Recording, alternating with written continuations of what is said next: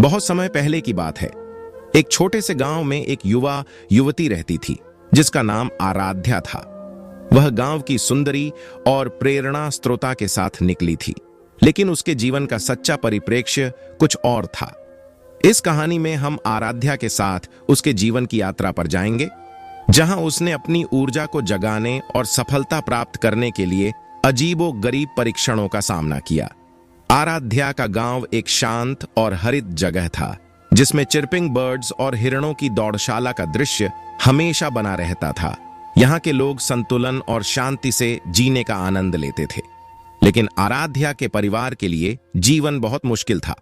उसके माता पिता पूरे साल किसानी करते थे और मेहनत करने के बावजूद उनकी आर्थिक स्थिति बहुत ही कठिन रहती थी। आराध्या को बचपन से ही समझ में आया कि उसे आगे बढ़ने के लिए अपनी स्थिति में सुधार करना होगा। एक दिन जब आराध्या अपने गांव में फेरा लगा रही थी, उसने एक बूटीक दुकान का सामना किया। दुकान के खिड़की में खड़ी हुई उसने एक किताब देखी जिसका शीर्षक था आपकी ऊर्जा खोज और उपयोग। यह उसकी तकदीर बदलने का आरंभ था। आराध्या ने उस किताब को खरीदा और गृह पर लौटते ही उसने पढ़ना शुरू किया। उस किताब में विभिन्न प्रकार की मुद्दे और उनका समाधान था, जिसने आराध्या की सोच में बदलाव लाया।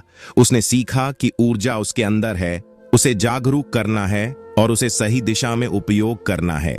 आराध्या ने निर्णय लिया कि वह अपनी ऊर्जा को जगाएगी और अपने गांव को सुधारने के लिए कुछ करेगी। उसने पहले कदम के रूप में अपने परिवार के साथ बेहतर समझौतों की कोशिश की, ताकि उनकी आर्थिक स्थिति में थोड़ा सा सुधार हो सके। इसके साथ ही उसने अपने गांव में सामाजिक समृद्धि के लिए योजनाएं बनाने का निर्णय लिया।